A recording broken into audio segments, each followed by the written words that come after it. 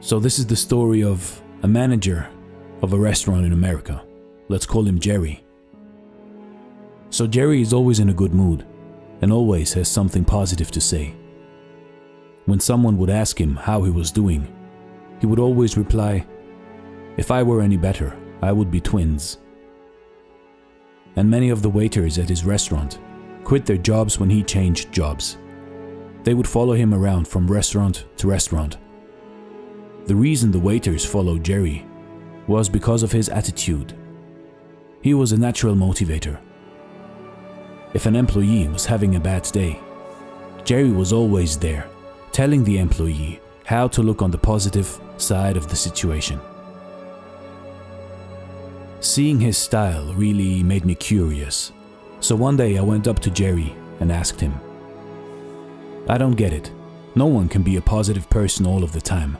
How do you do it?" And Jerry replied, "Each morning I wake up and I say to myself, I have two choices today. I can choose to be in a good mood, or I can choose to be in a bad mood. I always choose to be in a good mood. Each time something bad happens, I can choose to be a victim, or I can choose to learn from it. I always choose to learn from it. Every time someone comes to me complaining, I can choose to accept their complaining, or I can point out the positive side of life. I always choose the positive side of life."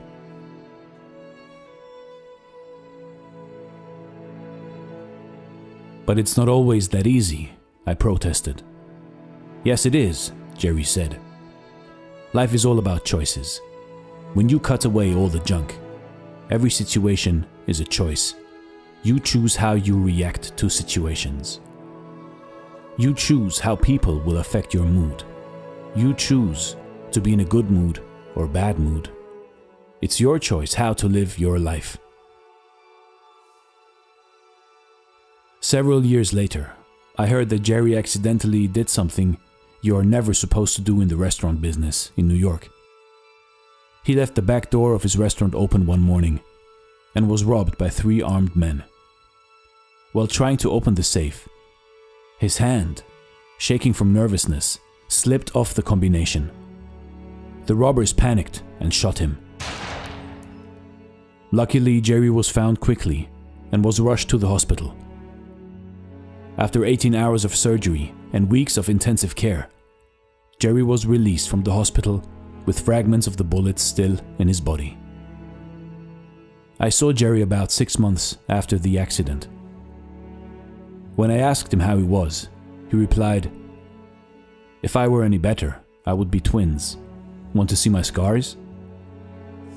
I declined to see his wounds, but did ask him what had gone through his mind as the robbery took place. "The first thing that went through my mind was that I should have locked the back door," Jerry replied.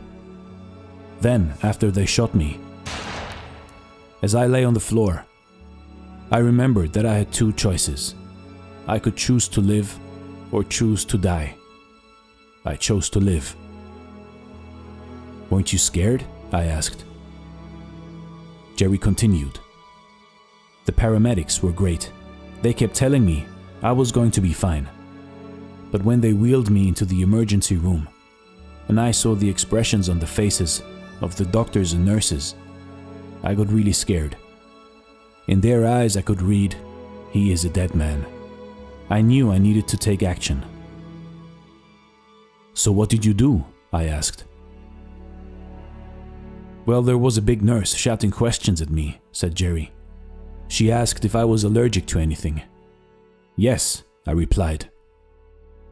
The doctors and nurses stopped working as they waited for my reply. I took a deep breath and yelled, 'Bullets!' Over their laughter, I told them I am choosing to live. Please operate on me, as if I am alive, not dead." Jerry lived thanks to the skill of his doctors, but also because of his amazing attitude.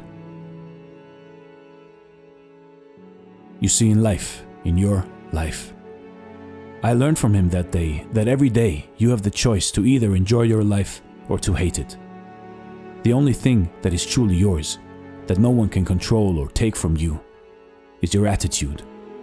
So if you can take care of that, everything else in life becomes much easier.